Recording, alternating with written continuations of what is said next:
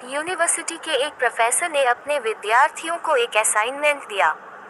विषय था मुंबई की धारावी झोपड़पट्टी में रहते 10 से 13 साल की उम्र के लड़कों के बारे में अध्ययन करना और उनके घर की तथा सामाजिक परिस्थितियों की समीक्षा करके भविष्य में वे क्या बनेंगे, इसका अनुमान निकालना।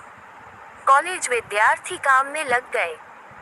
झोपड़पट्टी के 200 बच्चों के घर की पृष्ठभूमिका, माँ बाप की परिस्थिति, वहाँ के लोगों की जीवनशैली और शैक्षणिक स्तर, शराब तथा नशीले पदार्थों के सेवन, ऐसे कई सारे पॉइंट्स पर विचार किया गया। तदुपरांत हर एक लड़के के विचार भी गंभीरतापूर्वक सुने तथा नोट किए गए। करीब 1 साल लगा असाइनमेंट पूरा होने में। इसका निष्कर्ष ये निकला कि उन लड़कों में से 95% बच्चे गुनाह के रास्ते पर चले जाएंगे और 90% बच्चे बड़े होकर किसी न किसी कारण से जेल जाएंगे। केवल 5% बच्चे ही अच्छा जीवन जी पाएंगे। बस उस समय यह असाइनमेंट तो पूरा हो गया और बाद में यह बात का विस्मरण हो गया। 25 साल के बाद एक दूसरे प्रोफेसर की नज़र इस अध्ययन पर पड़ी। उसने अनुमान कितना सही निकला ये जानने के लिए 3-3 विद्यार्थियों की 5 टीम बनाए और उन्हें धारावी भेज दिया।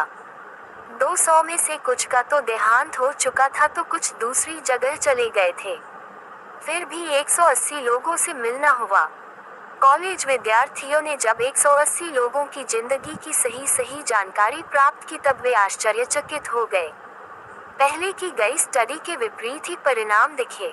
उनमें से केवल 4-5 ही सामान्य मारामारी में थोड़े समय के लिए जेल गए थे और बाकी सभी इज्जत के साथ एक सामान्य जिंदगी जी रहे थे।